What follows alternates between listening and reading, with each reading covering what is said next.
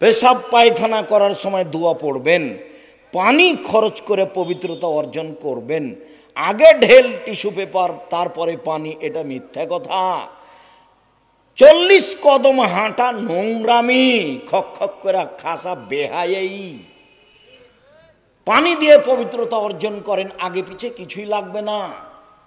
তারপরে যদি মনে করেন আব্দুর রাজ্জাক সাহেব পানি দিয়ে পবিত্রতা অর্জন করলাম, মনে হচ্ছে কিছুক্ষণ পরে পেশাব আসলো, আসুক, আপনি অজু করার সময় একটু শেষে পানি নিয়ে লজ্জা স্থান সামনাসামনি কাপড়ের উপর একটু পানি ছিটিয়ে দিবেন, বাস শেষ।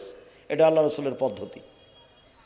আর যারা ভাবছে যে পেশাব বের আসবে, ও 40 ঘন্টা পরে যদি কুলুক ফেলে, ঢেল ফেলে, তবু পেশাব আসবে, ওর ওটা রোগ হয়ে গেছে।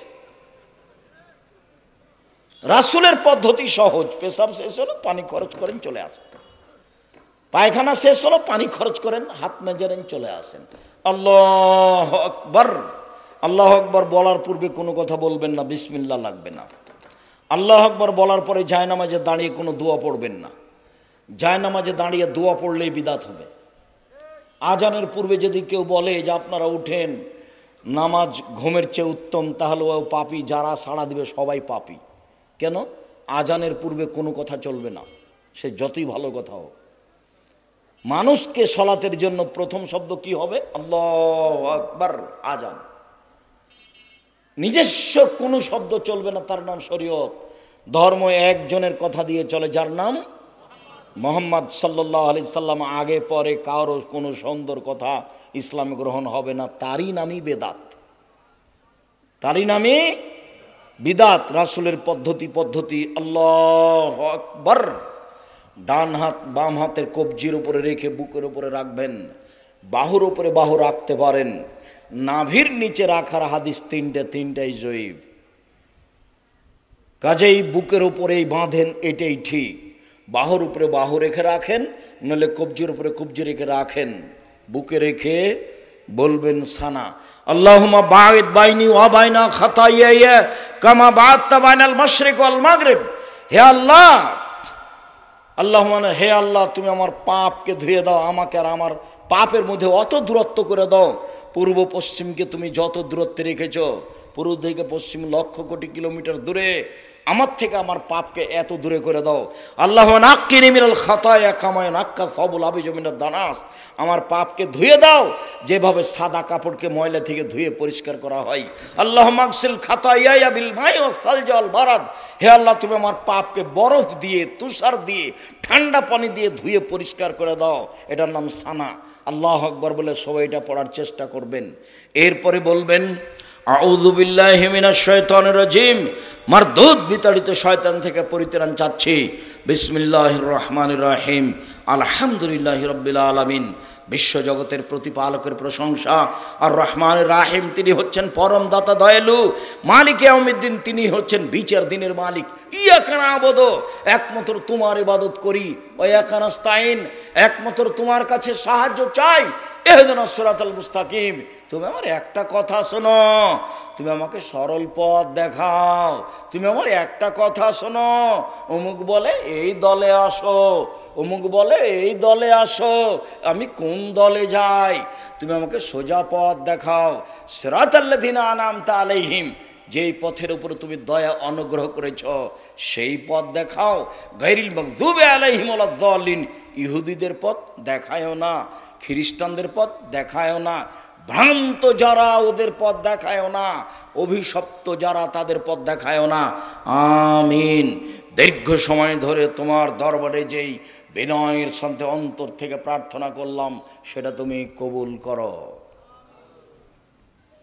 এরপরে যদি সূরার প্রথম হয় তাহলে বিসমিল্লাহ, আর যদি সূরার প্রথম না হয় তাহলে কিছুই বলতে হবে না।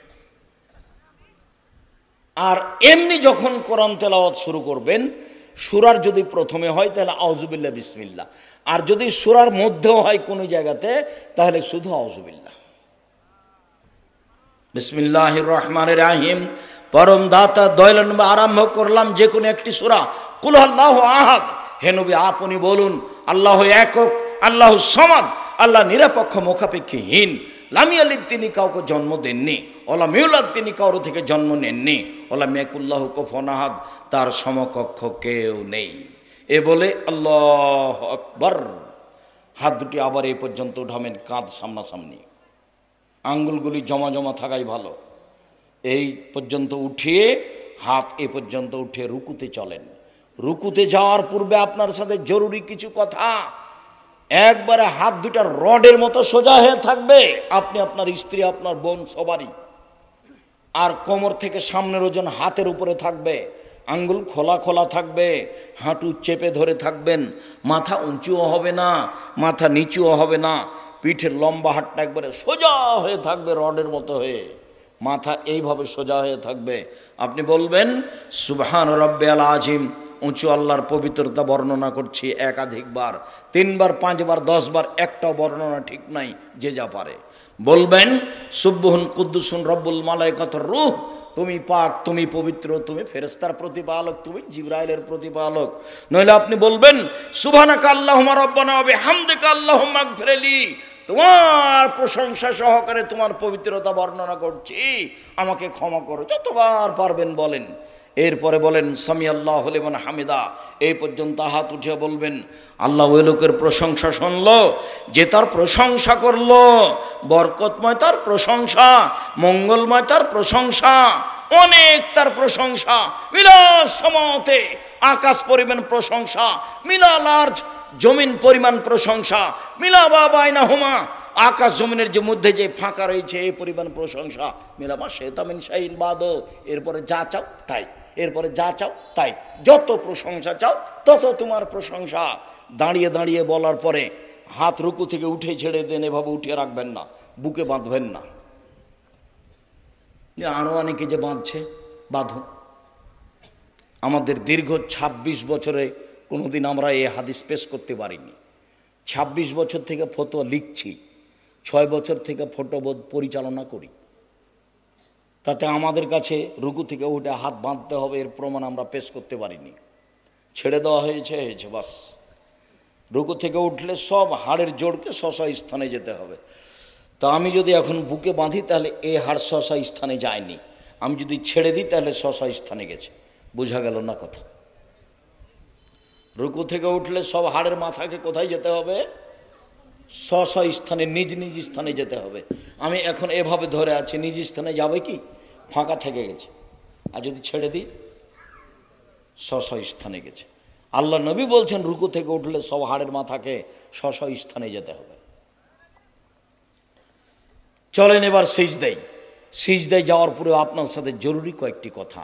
রাসূল সাল্লাল্লাহু আলাইহি ওয়াসাল্লাম বলছেন উমিরতু নাসজুদা সাবাতে আযাম, আমাকে আদেশ করা হয়েছে 7 হাড়ের উপরে সিজদা করব। নাক কপাল 1, 2 হাত 3, 2 হাঁটু 5, 2 পায়ের বৃদ্ধাঙ্গুল 7। আমাকে 7 হাড়ের উপরে সিজদা করতে বলা হয়েছে। নাক কপাল 1, নাক আগে না কপাল আগে এটা বিবেচনার প্রয়োজন নেই। আগে যেটাই যে দুটাই লেগে থাকবে মাটিতে, বোঝা গেল না? দুটাই মাটিতে লেগে থাকবে। নাক কপাল 1, 2 হাত 3, 2 হাঁটু 5, 2 পায়ের বৃদ্ধাঙ্গুল 7, 7টা লেগে থাকবে। সিজদার সময় কখনো গাও হাত চুলকাবেন না। যদি গাও হাত চুলকাতে হয় সিজদা থেকে উঠে আসেন তারপরে। কেন? সিজদার সময় যদি গাও চুলকাতে যান 1 হাত দিয়ে, তাহলে এখন কয়টা মাটিতে লেগে আছে? 6টে। আদেশের উল্টা হয়ে গেছে। যদি সিজদার সময় পা দিয়ে পা চুলকান তাহলে কি হবে? 6টা হয়ে যাবে। আর যদি একসাথে পা দিয়ে পা চুলকান আবার হাত দিয়ে যদি গাও চুলকান তাহলে এবার আরো কমে গেছে। এই জন্য এটা এই সময় কিছু করা হবে না। আর বললেন আমাকে চুল কাপড় জড়িয়ে দিতে নিষেধ করা হয়েছে। কোনো সময় জামার হাত জড়িয়ে সালাত আদায় করবেন না, খুলে রাখবেন। পায়জামা প্যান্ট কোনো সময় নিচে জড়াবেন না, যদি জড়াতে হয় উপরে। আর মনে রাখেন 3 শ্রেণীর মানুষের সাথে আল্লাহ বিচারের মাঠে কথা বলবেন না। আল্লাহ কিন্তু অনেক বড় দয়ালু। এরপরেও 3 শ্রেণীর মানুষের সাথে আল্লাহ কথা বলবেন না। তার 1 শ্রেণীর মানুষ যাদের পায়জামা প্যান্ট লুঙ্গি টাকনোর নিচে থাকে।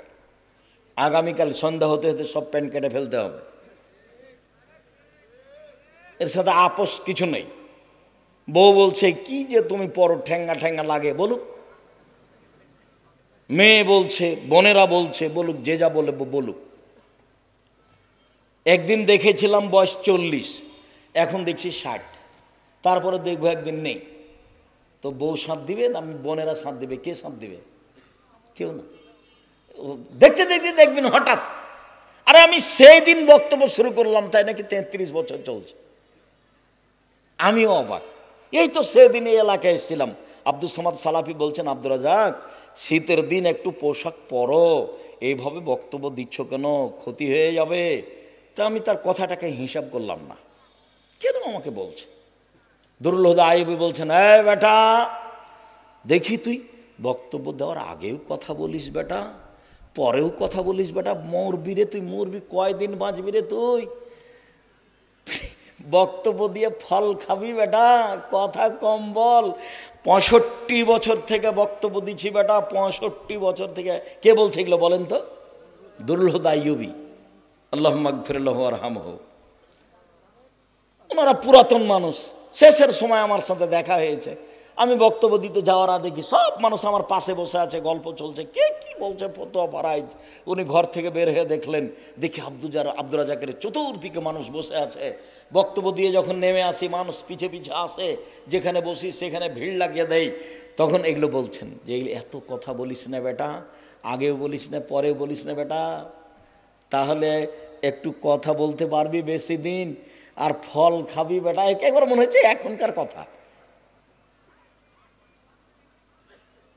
আর দুরুল হুদা আইয়ুবী আর আব্দুস সাত্তার ত্রিশালী বলছেন এভাবে গায়ে হাত দেয়, হ্যাঁ ছোট ভাই মুহাদ্দিস মানুষ, হাদিস বর্ণনা করে, দোয়া করি আল্লাহ তুমি ছোট ভাইকে মুহাদ্দিস হিসাবে কবুল করো।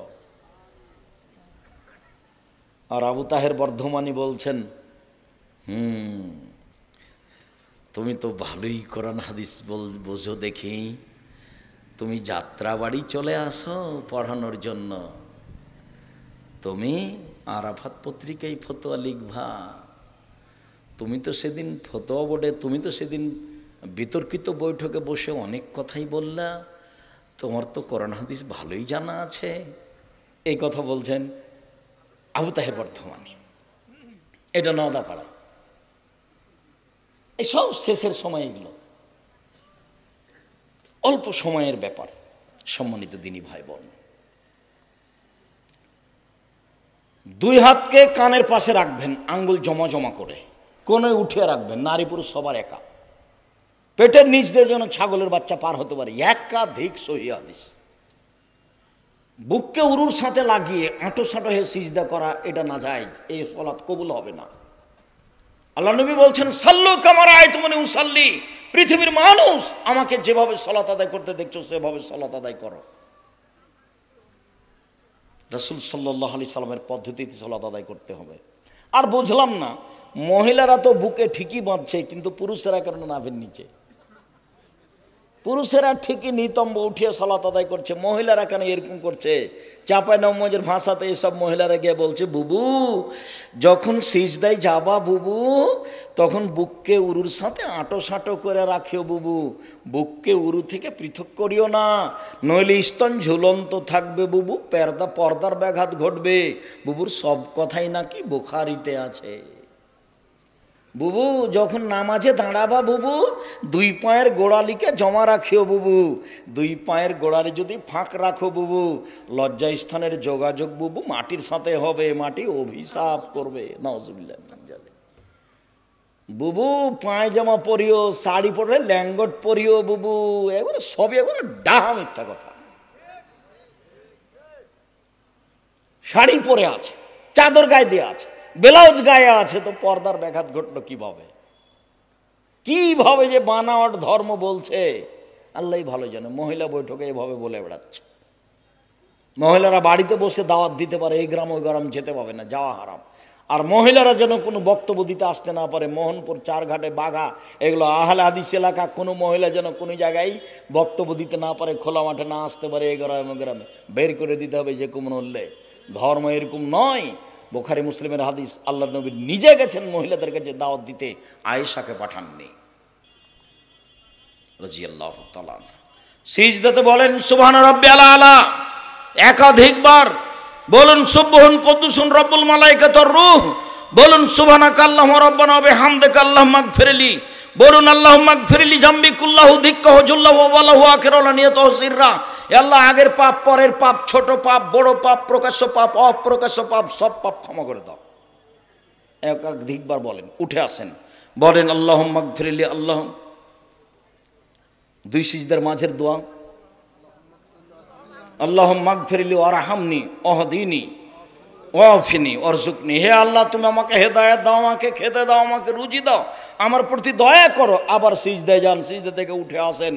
এ হলো এক রেকাত। এইভাবে আর এক রেকাত, দুই রেকাত যখন হয়েছে, যদি সালামের বৈঠক হয় তাহলে নিতম্বের ওপরে বসবেন, পা ডান দিকে বের করে দিবেন। আর যদি আত্তাহিয়াতুর বৈঠক হয় তাহলে বাম পায়ের পাতার উপরে বসে থাকবেন, ডান পায়ে ভাবে খাড়া রেখে আঙ্গুলটা কেবলামুখী করে রাখবেন।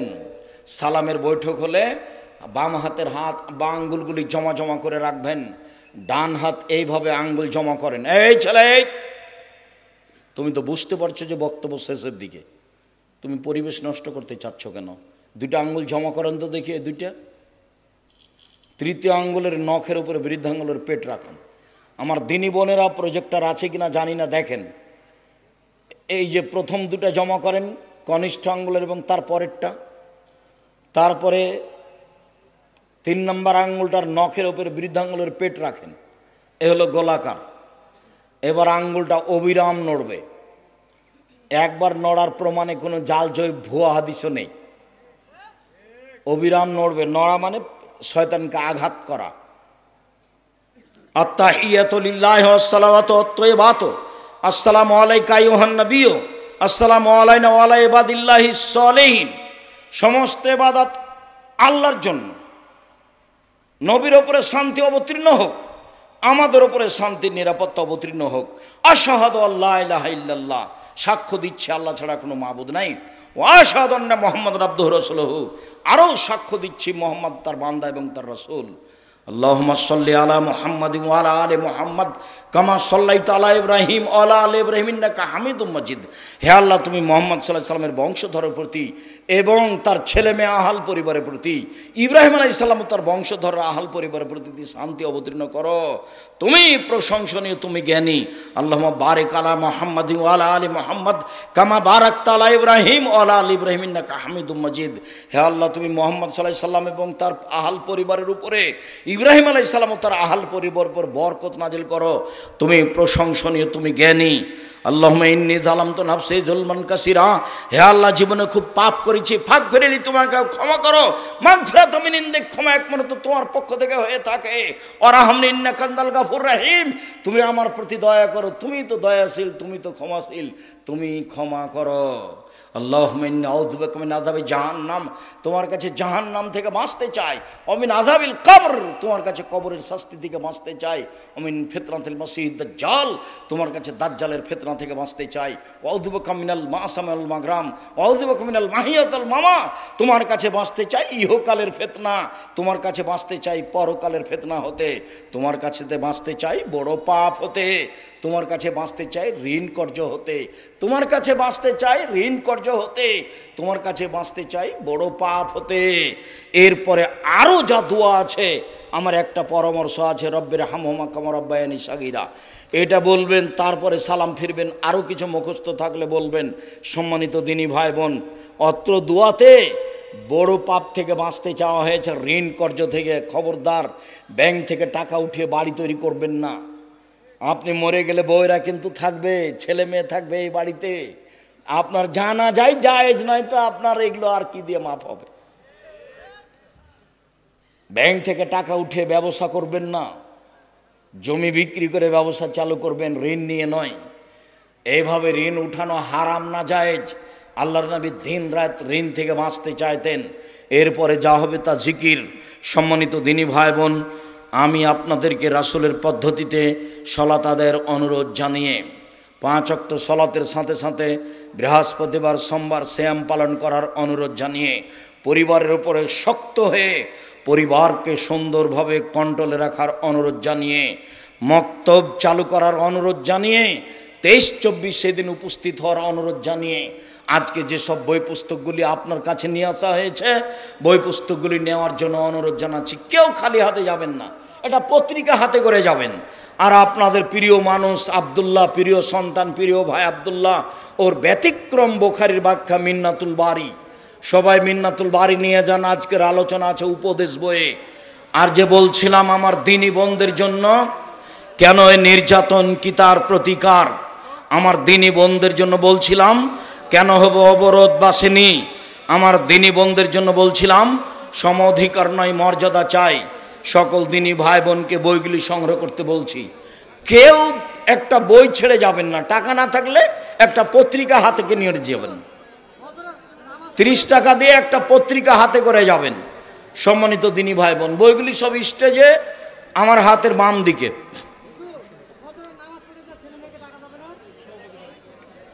আগে ডাকতে হবে। সবাইকে আমি বইগুলো সংগ্রহ করার জন্য অনুরোধ জানাচ্ছি।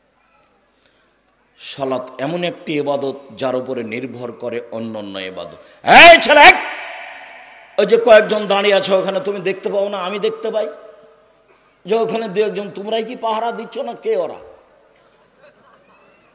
না তোমরা ওই দেখাশোনা করা লোক ছাড়াই প্রোগ্রাম করছো? তোমরাই যদি দাঁড়িয়ে থাকো ভালো কথা, আর যদি কোনো লোক দাঁড়িয়ে থাকে তাহলে প্রথম তো তুমি দায়ী, আর দ্বিতীয়ত এমন লোক আমি চাচ্ছি না। আপনাকে আমি ভালোবাসি।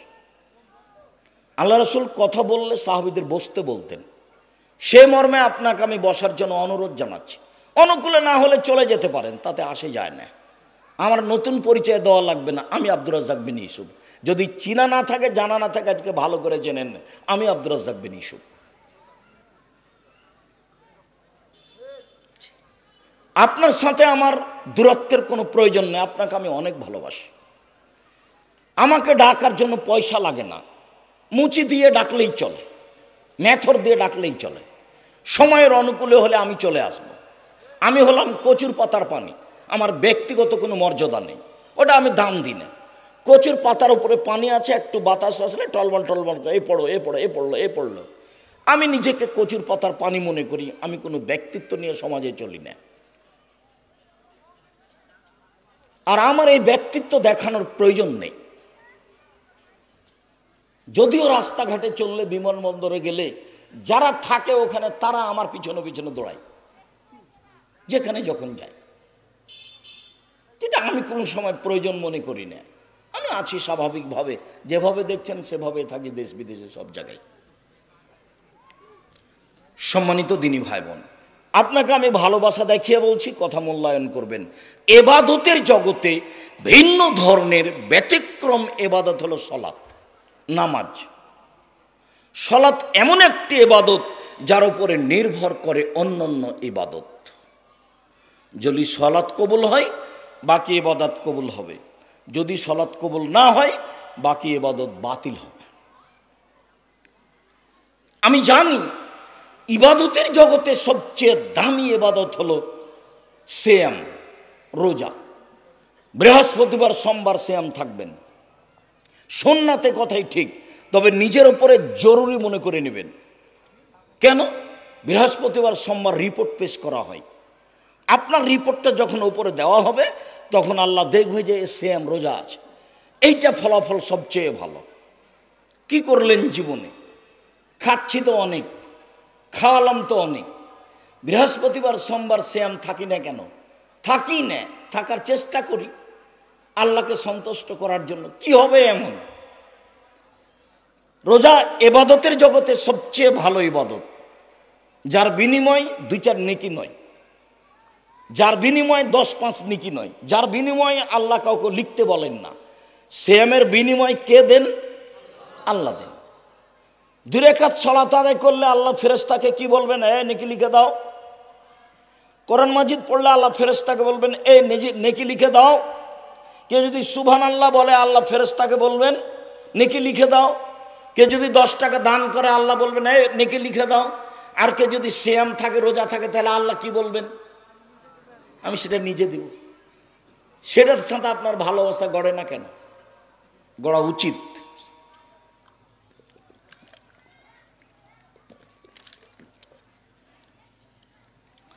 ইবাদতের জগতে সবচেয়ে দামি ইবাদত সিয়াম। যার বিনিময়ে আল্লাহ দিবেন, কিন্তু আমি সলাত আদায় করলাম না, তখন আর এ বিনিময় পাওয়া যাবে না, ওই বিনিময় বাতিল হয়ে যাবে। এবাদতের জগতে সবচেয়ে শক্তিশালী ক্ষমতাধর পাওয়ারফুল এবাদত হলো দান। আপনার মা মারা গেছে, সলাত আদায় করে আপনার মায়ের কোনো উপকার করতে পারবেন না, সিয়াম পালন করে আপনার মায়ের কোনো উপকার করতে পারবেন না, হজ করে আপনার মায়ের কোনো উপকার করতে পারবেন না, কোরআন মাজিদ পড়ে আপনার মায়ের কোনো উপকার করতে পারবেন না, সুবহানাল্লাহ আলহামদুলিল্লাহ বলে আপনার মায়ের কোনো উপকার করতে পারবেন না।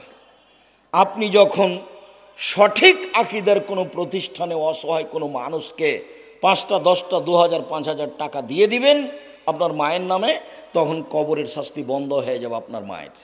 এই কথা আমি বলিনি, এই কথা মুহাম্মদ সাল্লাল্লাহু আলাইহি ওয়াসাল্লাম বলেছেন। পৃথিবীতে সবচেয়ে শক্তিশালী ব্যতিক্রম ভিন্ন ধরনের পাওয়ারফুল ইবাদত হলো দান। আপনি দান করলেন অনেক, কিন্তু আপনি নামাজ পড়েন না, সালাত আদায় করেন না, তখন আল্লাহ এটা কেটে দিবেন। তাহলে ইবাদতের জগতে সবচেয়ে ভিন্ন ব্যতিক্রম ইবাদত হলো সালাত, যার উপরে নির্ভর করে অন্যান্য ইবাদত। দেখুন, আবু হুরায়রা রাদিয়াল্লাহু তাআলা আনহু বলেন, রাসূল সাল্লাল্লাহু আলাইহি ওয়াসাল্লাম বলেছেন, আউয়াল মা ইউহাসাবু বিহিল আবদু ইয়াউমাল কিয়ামাহ সালাহ। বিচারের মাঠে প্রথম বিচার হবে সালাতের। ফাইন সালাহাত সালাহু সায়রা আমালিহি, যদি তার সালাত কবুল হয় সব ইবাদত কবুল হবে। ওয়াইন ফাসাদাত ফাসাদা সায়রা আমালিহি, যদি তার সালাত না থাকে তাহলে সব ইবাদত বাতিল হবে। এ কথা মুহাম্মদ সাল্লাল্লাহু আলাইহি ওয়াসাল্লাম বলেন। 2টা বই আছে, একটা বইয়ের নাম উপদেশ, সেখানেও পাবেন। একটা বইয়ের নাম সলাত, রাসূল সাল্লাল্লাহু আলাইহি ওয়াসাল্লামের সলাত বানাম প্রচলিত সলাত। বইটা পড়েন। কেন আপনি বইয়ের উপরে সংকীর্ণতা দেখান তা তো আমি বুঝলাম না। আপনার জন্যই দিন রাত পরিশ্রম করেছি, দিন রাত, শুধু আপনার জন্যই। এদেশের মহিলারা তো বুঝতে পারে না। বেগম রোকিয়া লিখেছে অবরোধবাসিনী। বেগম রোকিয়া রংপুরের মহিলা। রংপুর গাইবান্ধার আরেকজন মহিলা বই লিখেছে কেন হব অবরোধবাসিনী। উনি ভুল লিখেছেন, আমরা অবরোধবাসিনী নই। বইয়ের নাম কেন হব অবরোধবাসিনী। না পড়লে তো আপনি বুঝতে পারবেন না। বইয়ের নাম হলো শিক্ষা বনাম জাহেলিয়াত। 1 বইয়ে, 2 বইয়ে, 3 বইয়ে, 5 বইয়ে, 6 বইয়ে, 7 বইয়ে প্রায়ই মিথ্যা প্রতারণামূলক কথা লেখা আছে। ও লেখকই নয়। তো যদি আপনি না পড়েন শিক্ষা বনাম জাহেলিয়াত, তাহলে আপনি কি দিয়ে বুঝবেন যে আমাকে কি ভুল শিখাচ্ছে? এই যে 2, 3, 5 বইগুলোতে এগুলো লিখাই নয়। এটাই জাহেলিয়াত, এটাই বন্যতা, এটাই বর্বরতা, এটাই অসভ্যতা, যেটা লেখক বইয়ে প্রকাশ করেছে। শিক্ষা বনাম জাহেলিয়াত পড়তে হবে। সেই মহিলারই লিখা কেন এই নির্যাতন কি তার প্রতিকার। আমরা মহিলারা কেন নির্যাতিত, আমাদের এই নির্যাতন থেকে বাঁচার পথ কি হতে পারে। বইয়ের নাম কেন এই নির্যাতন কি তার প্রতিকার। বইয়ের নাম সম অধিকার নয়, মর্যাদা চাই। আমাদের সম অধিকারের প্রয়োজন নেই। আমরা মহিলা, আমাদের মর্যাদার প্রয়োজন আছে, এইটা আমরা চাই। বইয়ের নাম সম অধিকার নয়, মর্যাদা চাই। এগুলো তো আপনার বাড়িতে থাকা দরকার। আপনার মেয়ে, ভাস্তি, খালা, ফুফু, বোন তার পড়া দরকার। আর আপনি মনে করেন না যে এগুলো এমনি প্রেস থেকে বের হয়, এর পিছনে খরচ হয়। আপনি মূল্যায়ন করবেন, সহজ হবে। সম্মানিত দিনী ভাই বোন, আবু হুরায়রা রাদিয়াল্লাহু তাআলা আনহু বলেন, এই ছেলে,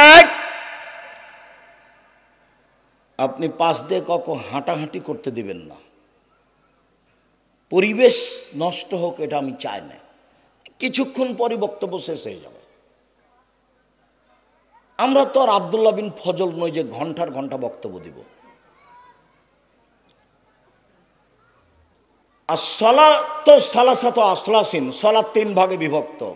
আর তহুরও 16 শূন, অজু হলো 3 ভাগের 1 ভাগ, আর রুকুও 16 শূন, রুকু হলো 3 ভাগের 1 ভাগ, আর সজুদও 16 শূন, সিজদা হলো 3 ভাগের 1 ভাগ।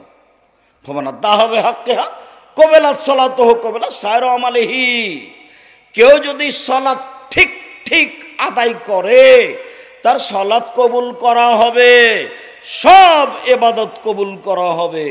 ওয়াইন রদ্দাত আলাইহি সলাতহু, যদি তার কোনো কারণে সলাত বাতিল করা হয়, সব ইবাদত বাতিল করা হবে, এক ইবাদতও টিকবে না।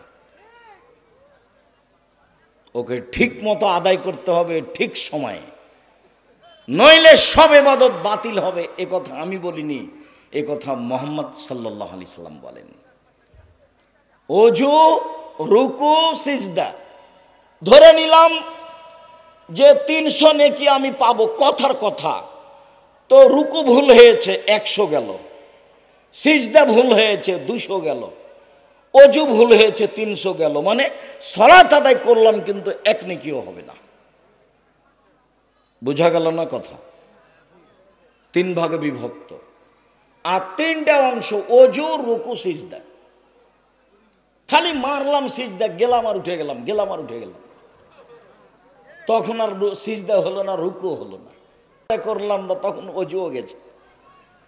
এটা একটা ইবাদত, এর সাথে ভালোবাসা থাকতে হবে। এই ছেলেরা, মহিলাদের একটু লক্ষ্য করা, ওরা যেন গল্প না করতে পারে। আপনি আমার দিনী বোন, আপনাকে অনেক ভালোবাসি, আপনি বক্তব্য শুনতে এসেছেন, বেঢঙ্গা মহিলার মতো গল্প করবেন না। ঢং ঢং করে এসেছেন, ঢং ঢং করে চলে গেলেন, তো কি হলো? আসলেন গল্প করতে করতে বেঢঙ্গার মতো, আবার বেঢঙ্গার মতো চলে গেলেন। আমি জানি যে আপনার স্বামীর কারণে আপনার এই স্বভাব খারাপ হয়েছে, আমি বুঝি যে তোমার বাপের কারণে তোমার এই স্বভাব খারাপ হয়েছে, এটা আমি খুব ভালোভাবে বুঝি। কেন? আমি বলিনি, এই কথা আল্লাহর নবী বলেছে। আর আপনার ছেলে মেয়ে খারাপ হয়েছে আপনার স্ত্রীর কারণে। জাবের রাদিয়াল্লাহু তাআলা আনহু বলছেন যে আমরা রাসূলের সাথে যুদ্ধে ছিলাম, আমরা মদিনায় ঢুকবো, তা আল্লাহ রাসূল বলছেন, এ থামো, এ থামো, এ থামো, এখানে থাকো, রাতে এখানে থাকো, সকালে মদিনায় ঢুকবো। তো আমি জাবের বললাম, আল্লাহর নবী, আমি নতুন বিবাহ করেছি, আমাকে বাড়ি যেতে অনুমতি দেন। তা আল্লাহ রাসূল বলছেন, ও তুমি নতুন বিবাহ করেছো, বিকরা নাম সাইয়েবা, কুমারী মেয়ে বিবাহ করেছো না তালাক প্রাপ্তা মেয়ে বিবাহ করেছো? তো উনি বলছেন যে সাইয়েবা, তালাক প্রাপ্তা মেয়ে বিবাহ করেছি। তা আল্লাহ রাসূল বলছেন, হাল্লা বিক্রান তুলায়বহা তুলায়বকা, তুমি কুমারী মেয়ে কেন বিবাহ করলে না? তুমি তার সাথে খেলতে, ও তোমার সাথে খেলতো। কুমারী মেয়ে তুমি কেন বিবাহ করলে না? তুমি তার সাথে খেলতে, ও তোমার সাথে খেলতো। তা আল্লাহ রাসূল যখন কয়েকবার বললেন, তখন ইনি বলছেন, আল্লাহর নবী, আমার বাপ উহুদের যুদ্ধে শহীদ হয়েছেন 9 জন মেয়ে রেখে, 9 জন। আমার বাপ উহুদের যুদ্ধে শহীদ হয়েছেন 9 জন বোন রেখে, আমার 9 জন মেয়ে রেখে। আমার বোনদের সমবয়সের মেয়েকে আমি বিবাহ করতে চাইনি 4টা কারণে। এ দেখেন কারণ, এটাই হলো আপনার স্ত্রী। এই ছেলে, এটাই হলো তোমার মা। দেখো, আল্লাহর নবী, আমি আমার বোনদের সমবয়সের মেয়ে বিবাহ করতে চাইনি 4টা কারণে। কথা বোঝা যায় না? এক, লে তোয়াল্লে মোহন না, আমার বউ যেন আমার বোনদেরকে বিদ্যা শিখিয়ে দিতে পারে। আমার বোনদের সমবয়সের মেয়েকে বিবাহ করলে এটা হবে না, এই জন্য আমি তালাক প্রাপ্তা বয়সের মেয়েকে বিবাহ করেছি, ওরা আমার বোনকে বিদ্যা শিখিয়ে দিবে। 2, অত্যাদ্যবহন না, আমার বউ আমার বোনদেরকে শিষ্টাচার শিখিয়ে দিবে। শিষ্টাচার ভিন্ন জিনিস, বিদ্যা ভিন্ন জিনিস। শিষ্টাচার ভিন্ন জিনিস, বিদ্যা ভিন্ন জিনিস। বিদ্যা হলো বই পড়লো, আর শিষ্টাচার হলো মোবাইলে রিং হচ্ছে, তখন বলতে হবে আসসালামু আলাইকুম, কে বলছিলেন? নাম্বার দেখে বোঝা যাচ্ছে হিন্দু, জি ধন্যবাদ, কে বলছিলেন? তো বলছে হ্যালো। হ্যালো বলে তো কুকুরকে ডাকে, এটা হলো? এটা কোনো শিষ্টাচার হলো? আপনাকে আমি 1 গ্লাস পানি দিলাম, তা আপনি বলেন জাযাকাল্লাহ খায়ের। আপনি 1 গ্লাস পানি দিলেন, আপনার জন্য প্রতিদান আল্লাহ দেখ। তো আপনি প্রতিদানটা আল্লাহর কাছে চাপিয়ে দিলেন। তা আমি লন্ডনে বিপদে পড়েছি, তো এই প্রতিদান আল্লাহ আমাকে কোথায় দিবেন? লন্ডনে দিবেন।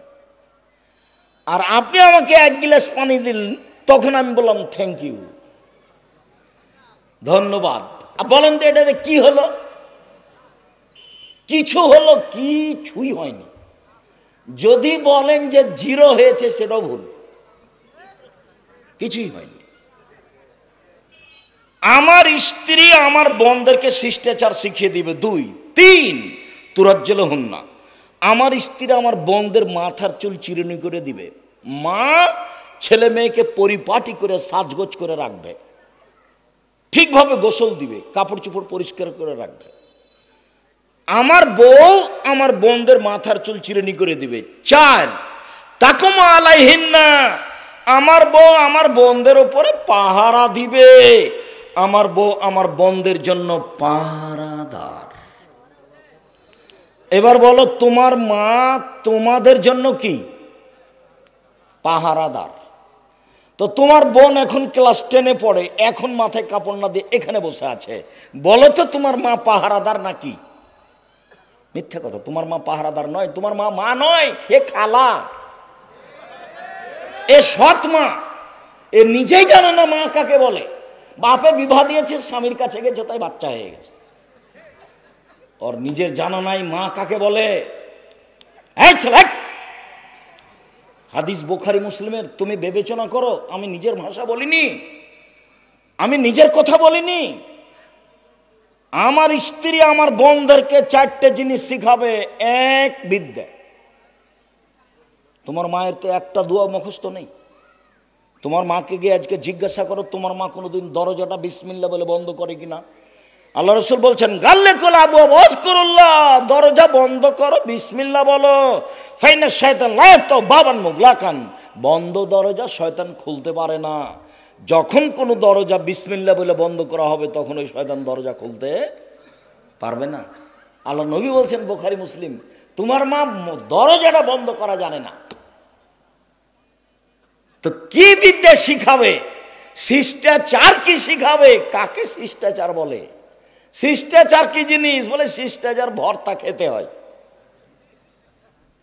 তোমার মার কাছে শিষ্টাচার হলো ভর্তা খাওয়া লাগে। তোমার মা কি শিষ্টাচার বুঝে? কি বুঝে? কি বুঝাতে চাচ্ছ আমাকে? আমি জেনে শুনে মাঠে নেমেছি। জাতির যদি রাস্তাঘাট করে দিতে না পারি, জাতির যদি স্কুল কলেজ করে দিতে না পারি, জাতিকে চূড়ান্ত সঠিক ধর্ম দিতে পারবো ইনশাআল্লাহ। ধর্মের ব্যাপারে জাতিকে ফাঁকি দেয়া আমি আব্দুর রাজ্জাক বিন ইউসুফ পরকাল হারাতে রাজি নই। মানুষ ভুলের ঊর্ধ্বে নয়, এ কথাই ঠিক। তবে আমি কোনোদিন দিন ধর্ম সন্দেহে দিন ধর্ম পেশ করিনি জাতির সামনে। যেটা আমার কাছে খুব স্পষ্ট দিনের মতো, সেটাই পেশ করেছি। বিদ্যা, শিষ্টাচার, চিরুনি, পাহারাদার। মা হলো পাহারাদার। কি মায়ে পাহারা দেয়? তুমি তো দোকানে বসে 8টা 12টা পর্যন্ত। ওই যে তোমাদের গ্রামে দোকানে চলছে, ল্যাংটা মেয়ে আসছে, তুমি তো ঘন্টার ঘন্টা ওখানে বসে থাকো। তোমার মা কি পাহারা দেয়? কি পাহারা দেয়? তোমার মা তো তোমাকে বলবে, এশার সালাতের পরে বাড়ি পৌঁছিবি, আমি তোর মা বলছি তোর দাঁত খুলে দেব। এটা মা, ও পরীক্ষা করে বাচ্চাকে। অবাক কথা, তুমি ঘন্টার ঘন্টা দোকানে বসে থাকো, আর তোমার মা পাহারাদার। মানে পাহারাদার আমাকে উল্টা বুঝায় না গো, পাহারাদার বাংলা ভাষা, ওর আরবি হচ্ছে তাকুমো ইয়াকুমো, পাহারা দেয়, দাঁড়িয়ে থাকে। আল্লাহ নবী বলছেন, সম্মানিত দিনী ভাই বোন, সালাত এমন একটি ইবাদত যার উপরে নির্ভর করে অন্যান্য ইবাদত। আল্লাহ বলেন, ওয়াকিমুস সালাতা লিযিকরি, পৃথিবীর মানুষ মুহাম্মদ সাল্লাল্লাহু আলাইহি সাল্লাম আপনি সালাত আদায় করুন আমাকে ডাকার জন্য। পৃথিবীর মানুষ তোমরা সালাত আদায় করো আল্লাহকে ডাকার জন্য। মহান আল্লাহ বলেন, হাফিজু আলাস সালাওয়াতি ওয়াস সালাতিল উস্তা, পৃথিবীর মানুষ তোমরা 5 ওয়াক্ত সালাত আদায় করো ঠিক ঠিক। বিশেষভাবে আসরের সালাত আদায় করো নির্ধারিত সময়ে, নির্ধারিত নিয়মে। 5টার সময়ে আসরের সালাত আদায় করো না। সূর্য ডুবে তখন আজান দিয়ে সালাত আদায় করছে আসরের। ধর্ম পাগল হয়ে গেছে। धर्म राजशाही चांपाई ना हवाई लड्डू दोनों हाथ में लड्डू है, जो चाहे उसको खा ले, जो चाहे उसको छोड़ दे। बोल हिसाब इस्लामे एमन एक धर्म एकजन मानुष दिए चले जार नाम मोहम्मद सल्लल्लाहु अलैहि सल्लाम। बड़ो हुजूरेर सम्मान आछे, अनुसरण नेই। अनुसरण कार? मोहम्मद सल्लल्लाहु अलैहि सल्लामेर। पीर साहेबेर सम्मान आछे, अनुसरण नेই।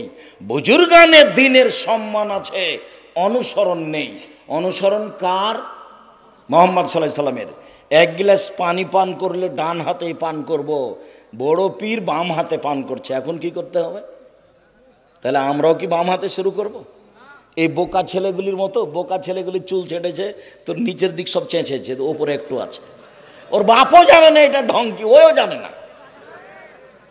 ওর পরিবেশই নষ্ট। ওটাই আব্দুল্লাহ বলছিল, বুঝতে পারেননি অনেকে বক্তব্য। আব্দুল্লাহ বলছে যে আমরা যারা মুসলিম দেশ তারা কেন বিনোদন নিয়ে মত্ত, খেলা কেন বাহারায় নেই, আমরা কেন সেখানে গিয়ে খেলা দেখছি, শিক্ষা কেন নেই, সবার হাতে কেন মোবাইল। ওর জীবনে কিছু বাস্তব ঘটনা ও নকল করে। আজকে বলেছে কি না, এক সময় আমি শুনেছি যে খুব ভিড়ের মধ্যে গাড়িতে লন্ডনে কোথা থেকে কোথায় যাচ্ছে, তো বসে আছে, তো বই নিয়ে আছে বসে, আর বাঙালি থাকলে মোবাইল নিয়ে বসে থাকতো। তো বলছে আব্দুর রহমানকে, বলছে দেখ রে আব্দুর রহমান, ওরা কিন্তু গাইবান্ধার ভাষায় কথা বলে আপোষে। আব্দুল্লাহ আব্দুর রহমান আব্দুর রহিম, ওদের জন্ম কিন্তু গাইবান্ধাই। খাবো যাবো এভাবে বলে, এনা এনা দিবু এইভাবে বলে। আপোষে যখন কথা বলে তখন কোথাকার ভাষা বলে? গাইবান্ধার ভাষা বলে। ভাই বোন সবাই, কারণ যে তোমরা চাঁপাই নবাবগঞ্জ রাজশাহীর মানুষ, তোমরা গাইবান্ধার ভাষা নিলে কেন? তো ওখানে যেহেতু নানা নানির কাছে বড় হয়েছে, জন্ম ওখানে, সেই জন্য ওইটাই বলে। তখন ওটা আব্দুর রহিমকে জানাই যে মিশরে থাকে, ওটা মারিয়ামকে জানাই যে ইয়েতে আছে, কোথায় জানো, মালিক সৌদ রিয়াদ বিশ্ববিদ্যালয়। ওরাকে জানাই যে দেখ বিদ্যা কি জিনিস, ওরা কি করছে আর আমরা কি করি। সম্মানিত দিনী ভাই বোন, বলছিলাম মহান আল্লাহ বলেন বিশেষভাবে আসরের সালাত ঠিক ঠিক সময় মতো আদায় করো। সংক্ষিপ্ত বিবরণে বুঝলাম সালাত আদায় করতেই হবে। ওযু করে সালাত আদায় করতে হয়, পানি নেই। তায়াম্মুম করে সালাত আদায় করতে হবে, মাটি নেই। বিনা ওযুতে বিনা তায়াম্মুমে সালাত আদায় করতে হবে। কেবলার দিকে মুখ করে সালাত আদায় করতে হয়। কেবলা বোঝা যায় না, কেবলা ছাড়াই সালাত আদায় করতে হবে। দাঁড়িয়ে সালাত আদায় করতে হয়, দাঁড়িয়ে থাকা যায় না। বসে থেকে সালাত আদায় করতে হবে, বসে থাকা যায় না। শুয়ে থেকে সালাত আদায় করতে হবে, কেবলার দিকে পা করে শুয়ে যেতে হবে। যেভাবে সহজ, সালাত আদায় করতেই হবে। পরিষ্কার কাপড় পরে সালাত আদায় করতে হয়। পরিষ্কার কাপড় নেই, যে কাপড় পরে আছে তাতে পেশাব পায়খানা লেগে আছে, এই কাপড় পরেই সালাত আদায় করতে হবে। পরিষ্কার অপরিষ্কার কোনো কাপড়ই নেই। কথার কথা এমন এক জায়গাতে আছি যেখানে পরনে কোনো কাপড় নেই, উলঙ্গ অবস্থায় আছি। এই উলঙ্গ অবস্থাতেই সালাত আদায় করতে হবে।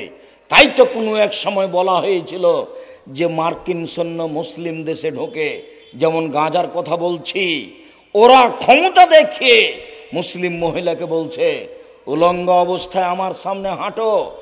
এই সময়ে যদি সালাতের টাইম হয়ে যায়, এই উলঙ্গ মুসলিম মহিলাকে মার্কিন এই শয়তানদের সামনেও তাকে সালাত আদায় করতেই হবে, যে কোনো মূল্যে করতেই হবে। পৃথিবীতে এমন কোনো পরিস্থিতি নেই যেই সময়ে সালাত মাপ। পৃথিবীতে এমন কোনো জায়গা নেই যেই সময়ে সালাত মাপ। মহিলাদের হায়েজ ব্যতীত কোনো পরিস্থিতি নাই পৃথিবীতে। শত্রু তাড়া দিয়েছে, দৌড়িয়ে চলে যাচ্ছেন, সলাতের টাইম পার হয়ে চলে যাচ্ছে, আপনি ওই সময়তে ওইভাবেই সলাত আদায় করুন। শিকল ধরে আছেন গাড়ির, ঠেলে ঠেল মানে না, সলাতের টাইম পার হয়ে যাচ্ছে, ওইভাবেই সলাত আদায় করবেন। পৃথিবীর ব্যতিক্রম এবাদত সলাত। সব এবাদত অসুবিধা বুঝে, সিয়াম বুঝে, রোজা অসুস্থ পরে করেন, হজ বুঝে এবছর করেন না সামনে বছর করেন, যাকাত দুদিন আগে দিয়ে দেন, দুদিন পরে দেন, সমস্যা নেই। ব্যতিক্রম এবাদত সলাত। উপস্থিত বৈঠকের দিনই মুসলিম ভাই ও বোন, এই মেঘ কথা বলছো কেন? তুমি একটা মহিলা মানুষ, শরম পাও না? একবারে মুখ বন্ধ করে থাকবেন। আর একজন মহিলা যদি আপনার গায়ের উপর দিয়ে চলে যায়, তবে আপনি মুখ খুলবেন না। আপনার জন্য সলাৎ জরুরি। দেখুন আল্লাহ নবী বলছেন, মহিলারা যদি 4টা কাজ করতে পারে জান্নাতের সব দরজা খোলা, তখন সলাৎ আছে। এই দেখেন, 1 5 ওয়াক্ত সলাৎ, 2 রমজান মাসের সিয়াম রোজা, 3 স্বামীকে মেনে চলা, 4 জেনায় লিপ্ত না হওয়া। 4টে কাজ করবে, জান্নাতের সব দরজা খোলা, তার মধ্যে সলাৎ আছে। 1 সলাৎ, 2 রোজা সিয়াম, 3 স্বামীকে মেনে চলা। তিতা লাগলেও মানতে হবে, মিঠা লাগলেও মানতে হবে। এইভাবে মাস মাস সপ্তাহ সপ্তাহ কথা বন্ধ করে থাকা যাবে না। দুনিয়ায় অনেক বড়, আপনি খোলা তালাক নিয়ে চলে যান, কোনো সমস্যা নেই। স্বামী জমিদার হোক না হলে ফকির হোক, চেয়ারম্যান মেম্বারকে বলেন ভাত খাবো না, একটা খোলা তালাক করে নেন, তার কাছে তালাকনামাটা পৌঁছে দিয়ে বাড়ি চলে যান, কোনো সমস্যা নেই। আপনার এই অধিকার আল্লাহ রাসূল দিয়ে রেখেছে। কিন্তু অধীনে থাকবেন আর খাওয়ার সময়তে বলবেন মেয়েকে তোর বাপকে ভাত দিয়ে, বৌমাকে বলবেন তোমার শ্বশুরকে পানি দিয়ে আস। কোন সময় যদি জানো 1 গ্লাস পানি নিয়ে, তা থেক্কস করে রেখে ভাবে চলে যাবে। ওটা তো আব্দুর রাজাক সাহেব, আমাদেরকে অত তুচ্ছ করে বলিয়েন না, আমার স্বামীরও মুখ খারাপ, আমি এটা বুঝলাম। আল্লাহ নবী বলছেন, সবচেয়ে ভালো মানুষ সেই যে স্ত্রীর কাছে ভালো, সবচেয়ে বদ কমিনা সেই যে স্ত্রীর কাছে খারাপ। কখনো স্ত্রীকে কটু কথা বলবেন না। রাসূল সাল্লাল্লাহু আলাইহি সাল্লাম বলছেন, স্বামীর জন্য 5টা জিনিস লাগে। 1, তার মানে ও স্বামী। 1, যে মানের নিজে খায় সে মানের বউকে খাওয়ায়। 2, যে মানের নিজে কাপড় পরে সে মানের বউকে পরায়। 3, বউকে কটু কথা বলে না। বউকে কটু কথা বলতে হবে না। বলতে হবে না তোমার ঠোঁটটা মোটা, বলতে হবে না তোমার রংটা কালো। একবার যদি ঠোঁট মোটা বলেন, 10 বছর ভালোবাসবে না। এমনি তো কম বুদ্ধির মানুষ, সব সময় প্রশংসা করেন, সারা রাত পা টিপে দিবে। প্রশংসা প্রিয় মানুষ। আল্লাহ রাসূল বলছেন কটু কথা বলবেন না, দাঁতটা উঁচায় কথা বলবেন না। বলবেন তোমার মতো কোনো মেয়ে দেখি না, তুমি সবচেয়ে আমার কাছে ভালো, তোমার চাল চলনে আমি খুবই খুশি। কটু কথা বলবেন না, মুখের ওপরে মারবেন না, নিজের বাড়ি ছাড়া কোথাও যেতে দিবেন না। ফুফুর বাড়ি যেতে পারে না, খালার বাড়ি যেতে পারে না, মায়ের বাড়ি যেতে পারে না, এখানে সেখানে যেতে পারে না, হাটবাজারে যেতে পারে না। কাপুরুষের স্ত্রী যেতে পারে। আমরা তো জীবনও হাটবাজারে যাই না, তা আমরা তো বেঁচে আছি। কই, আমাদের তো চলে। আমার ছাত্র জীবন থেকে নিয়ে এখন পর্যন্ত আমি কোনোদিন চায়ের স্টলে বসিনি। প্রতিষ্ঠানের ভিতরে, জামিয়া সালেফের ডাঙ্গিপাড়ার ভিতরে আছে, প্রতিষ্ঠানের ভিতরে আছে চায়ের স্টল, দোকান। ওখানে গেলেও তাড়াহুড়া করে বলে, হুজুর আসেন একটু বসেন বসেন বসেন।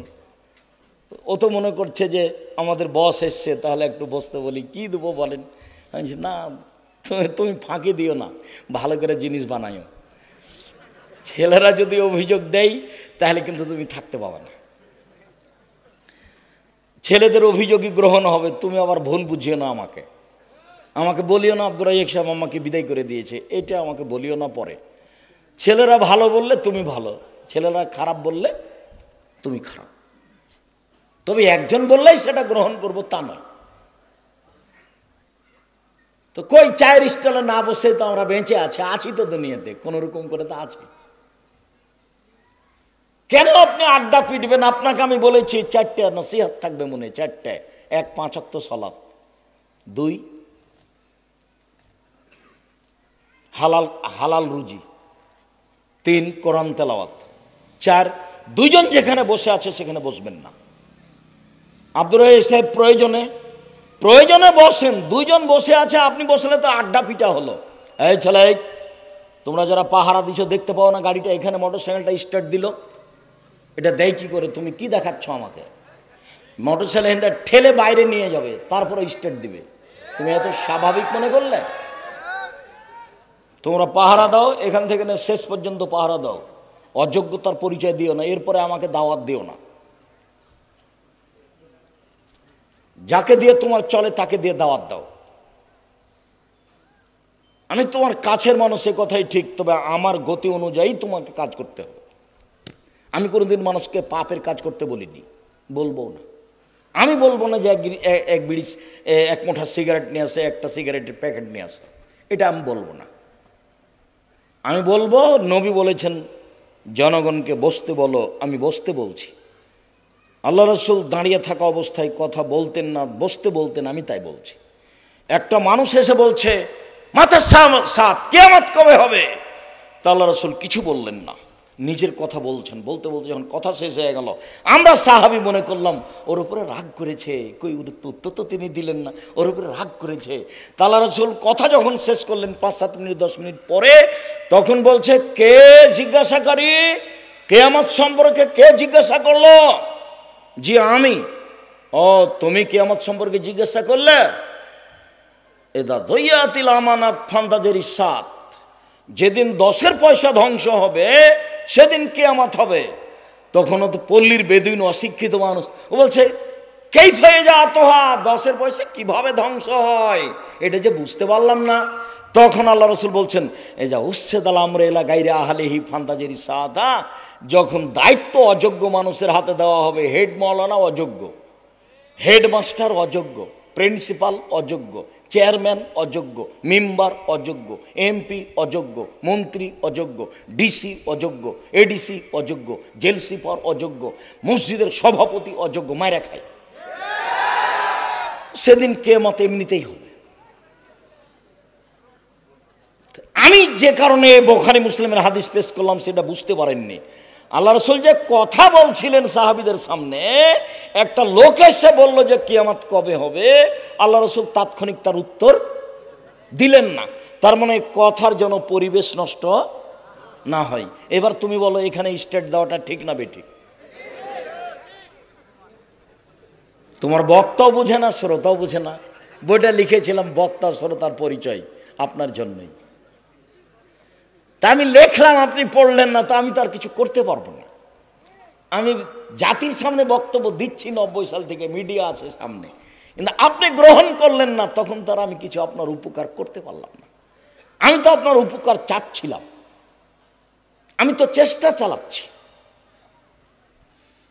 যে কোনো মূল্যেই সালাত আদায় করতে হবে, তাই তো আল্লাহ রাসূল বলছেন মারু আওলাদাকুম বিসসালাতিহিম আবনা সাবঈ সিনিনা, তোমরা তোমাদের ছেলে মেয়েকে সালাত আদায় করতে বললো 7 বছর বয়সে, পিটিয়ে সালাত আদায় করাও 10 বছর বয়সে। 15 বছর বয়সে সালাত আদায় করে না, তখনও বাপ বেঁচে আছে, কথা মিথ্যে। 15 বছর বয়সে হয়ে গেছে, মেয়ের সালাত আদায় করে না, তখনও বাপ বলছে আমি বাপ, এ কথা তার ঠিক নয়। বাপ হলে আসলেই বাপ হতে হবে শিষ্টাচারের, নীতির, নিয়মের। উপার্জন করে খাওয়ায় মূলত তার নাম বাপ নয়। সব সময় বাচ্চাদের উপরে পাহারা দেয় বাপ মা, তার নাম বাপ মা। রাজুল সাইয়্যিদ ফি আহলি বাইত, বাপ হলো বাড়ির কর্তা। অলমারা তো সাইয়্যিদা, মা হলো বাড়ির কর্ত্রী। নিজের কাজ করে যে তাকে বলে কর্মী, অপরের কাজ দেখে যে তাকে বলে কর্তা। নিজের কাজ করে যে তাকে বলে কর্মী, অপরের কাজ দেখে যে তাকে বলে কর্তা। আল্লাহর নবী বলছেন স্বামী হচ্ছে কর্তা আর স্ত্রী হচ্ছে কর্ত্রী। তো নিজে নামাজ পড়ে, ছেলেরাকে বলে না, বলেন তো ও কি কর্তা? ও নিজে বোরখা পরে আছে, মেয়েটা ক্লাস 10-এ পড়ে, ও ল্যাংটা হয়ে এসছে, ও কি কর্ত্রী? ও কি মা? ও খালা? আর আপনি হচ্ছেন সৎ বাপ। কষ্ট পেয়ে কোনো লাভ নেই। বাপ হলে ভালোবাসার ছেলে মেয়ের উপরে দিতে হবে। যা চাইলো তাই দিয়ে দিলাম, তার নাম ভালোবাসা নয়। ক্লাস 10-এ পড়ে মেয়েটা, তার হাতে বড় মোবাইল, বাপে দিয়েছে, আদর করে দিয়েছে। ছেলে 4-5-এ পড়ে, তার হাতে বড় মোবাইল। মানে মোবাইলের আর একটা অর্থ হলো জেনা। প্রত্যেক বড় মোবাইলে ল্যাংটা মেয়ে নাচে, যতবার ল্যাংটা মেয়ে নাচে ততবার জেনা হয়। আল্লাহ নবী বলছেন, আইনানে তাজনিনে যে নহমন নাজরো, দুই চোখের জেনা হচ্ছে চোখ দিয়ে দেখা, অলোজনানের যে নহমল ইস্তেমাও, দুই কানের জেনা হচ্ছে কান দিয়ে শোনা, ওয়ালিয়াদ জেনা হাল বাদশ, হাতের জেনা হচ্ছে হাত দিয়ে ধরা, জেনা রিজলাল মাসি, পায়ের জেনা হচ্ছে এই পথে চলা, জেনাল কালতা তোমানা তাস্তাহি, অন্তরের জেনা হচ্ছে এই পরিকল্পনা করা, জেনাল লেসানা নুতক, জিহ্বার জেনা হচ্ছে এই বিষয়ে কথা বলা। দেখেন পুরো মোবাইলের শুরু থেকে শেষ পর্যন্ত জেনা। এখানে এমনও যুবক বসে আছে যে ঘন্টার ঘন্টা বেটি ছেলের সাথে কথা বলে, ঘন্টার ঘন্টা প্রেমের গল্প করে, মাও জানে বাপও জানে। আর বাপ মা দেখতে পাচ্ছে যে আমার ছেলের দুই কানে কি লাগা আছে, ইয়ারফোন লাগা আছে। ও বাপ, ছি ফু, আপনি কেন বাপ? কিসের বাপ আপনি? চাপা নবগঞ্জের ভাষাতে ডুবে মারা উচিত, মানে এই বাপ থাকার চেয়ে না থাকাই ভালো। যে বাপ ছেলে মেয়ের উপকার আছে, এই কানে কি রে, আমি বাপ, ও আমার বাড়িতে থাকে, আমার জমি জায়গা চাষ করে খাই, ক্ষমতা দেখান। টাকা হারিয়ে আসলে তো খুবই রাগ করে। সকাল 10টার সময় বেগুন নিয়ে ডেকেছেন মা ইয়েতে বাজারে, 12টার সময় গেছে। সকালে বেগুন ছিল 20 টাকা কেজি, যখন 12টা বেজেছে তখন 15 টাকা কেজি হয়ে গেছে। এই যে বাপ খেপে গেছে। তাহলে বাপের হোঁশ বুদ্ধি কি আছে? ঠিকই আছে।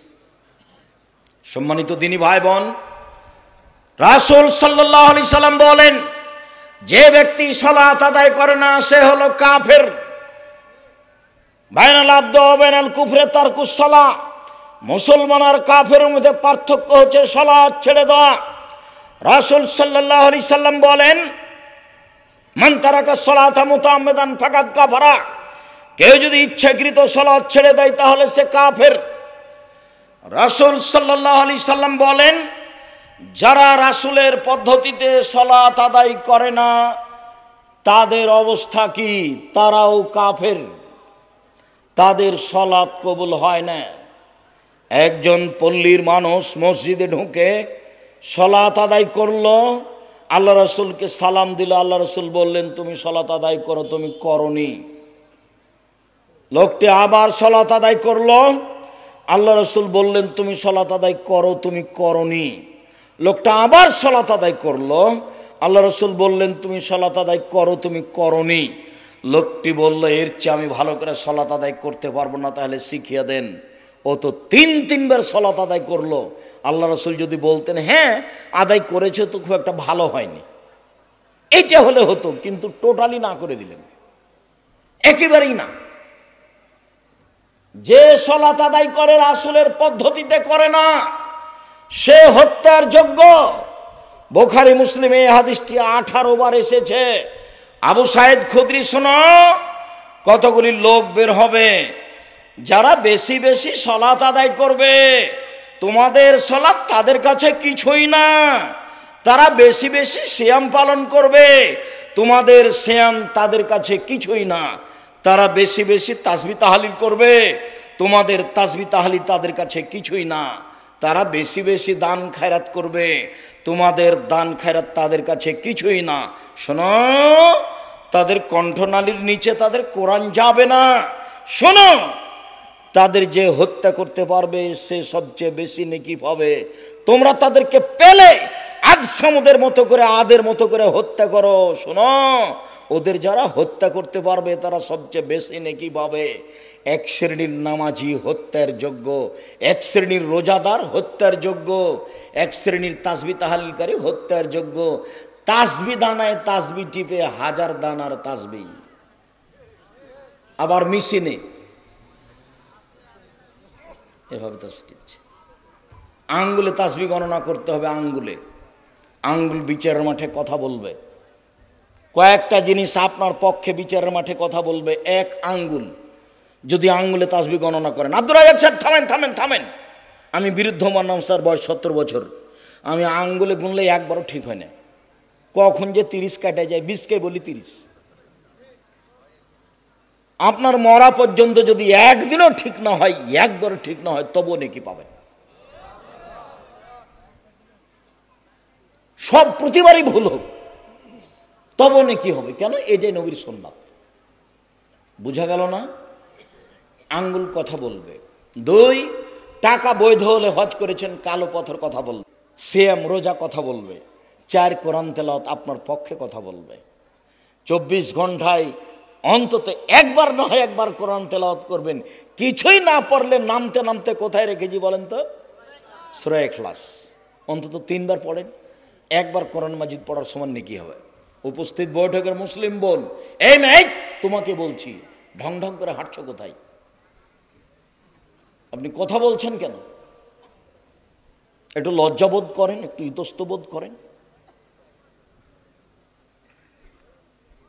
এখানে এসেছেন দেবরের সাথে ভাসুরের সাথে, কেন আসলেন? দেবর ভাসুরের সাথে কথা বলছেন, একটু লজ্জাবোধ করেন না কেন? একটু লজ্জাবোধ করেন। সহজে জান্নাত। আব্দুর রাজ্জাক সাহেব বক্তাদের মুখে শুনেছি জাহান্নাম বলতে নারী আর নারী। হ্যাঁ, এ কথাই ঠিক। জাহান্নাম বলতে নারী আর নারী, এ কথাই ঠিক। তবে আল্লাহ রাসূল এ কথা বলেছেন মহিলারা 4টা কাজ করতে পারলে জান্নাতের সব দরজা খোলা। এটাও তো সহিহ হাদিস। 1, 5 ওয়াক্ত সালাত, 2, রমজান মাসের সিয়াম, 3, স্বামীকে মেনে চলা, 4, জেনায় লিপ্ত না হওয়া। এইভাবে দেবরের সাথে গল্প করতে করতে আসলেন কেন? আবার দেবরের সাথে গল্প করতে করতে যাচ্ছেন কেন? আপনাকে আমি বললাম, কেউ যদি আপনার গায়ের উপর দিয়ে চলে যায়, যাক, আপনি মুখ খুলবেন না, মুখখান বন্ধ রাখেন। আব্দুর রাজ্জাক বিন ইউসুফ এসেছেন, চলো ওখানে বসার পরে মুখ খুলবো না, যা হবে হবে। একবারে টোটালি মুখ বন্ধ। এক খেয়ালে চেয়ে থাকেন, এক খেয়ালে আমার দিকে চেয়ে থাকেন। যারা সালাত আদায় করে না তারা কাফের। যারা সালাত আদায় করে রাসূলের পদ্ধতিতে করে না তারা হত্যার যোগ্য। ইমাম আহমদ ইবনে হাম্বল বলছেন, আল্লাহর নবী যে বলেছেন উমিরতু নুকাতিলান নাস হাত্তা ইয়াকুলু লা ইলাহা ইল্লাল্লাহুস সালাহ, যারা লা ইলাহা ইল্লাল্লাহ বলে না তাদের সাথে যুদ্ধ করব, মারবো না হয় মরবো। যারা সালাত আদায় করে না তাদের সাথে যুদ্ধ করব, মারবো না হয় মরবো।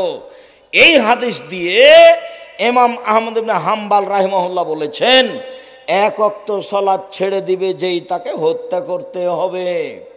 ইমাম আবু হানিফা রাহিমাহুল্লাহ বলেছেন 1 ওয়াক্ত সালাত ছেড়ে দিবে যে তাকে জেলখানায় বন্দি করে পিটিয়ে সালাত আদায় করাতে হবে। আমরা বলছি 1 ওয়াক্ত সালাত ছেড়ে দিবে যে সে মহাপাপী, যে কোনো মূল্যে তাকে সালাত আদায় করাতে হবে। আরবি বিদ্বানগণ বলছেন যে কেউ যদি অলসতা করে সালাত ছেড়ে দেয় তাহলে কাফের।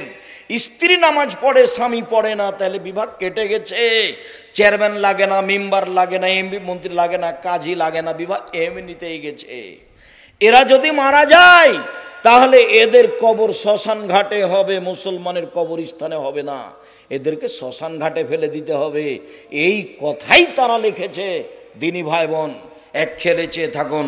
সংক্ষিপ্ত আলোচনায় চলে আসলাম, কিভাবে সালাত আদায় করতে হবে আমার দিকে দেখুন, এক খেলে চেয়ে থাকবেন। সুন্দর করে ওযু করবেন। সুন্দর করে ওযু করলো, পায়ে হেঁটে মসজিদে গেল, সালাতের পরে তাসবিহ তাহলিল জিকির আজকার করলো। এই লোকটা হয়ে যাবে সেই দিনের মতো যেদিন তার মা তাকে জন্ম দিয়েছে। সুন্দর করে ওযু করলো, পায়ে হেঁটে মসজিদে গেল, সালাত আদায় করে বসে তাসবিহ তাহলিল জিকির আজকার করলো। এই লোকটা হয়ে গেল সেই দিনের মতো যেদিন তার মা তাকে জন্ম দিয়েছে। নিষ্পাপ হয়ে গেল। এই কথা আমি বলিনি, এই কথা মুহাম্মদ সাল্লাল্লাহু আলাইহি সাল্লাম বলেছেন। সম্মানিত দিনী ভাই বোন, সুন্দর করে ওযু করবেন, ফাঁকি দেওয়া ওযু করবেন না।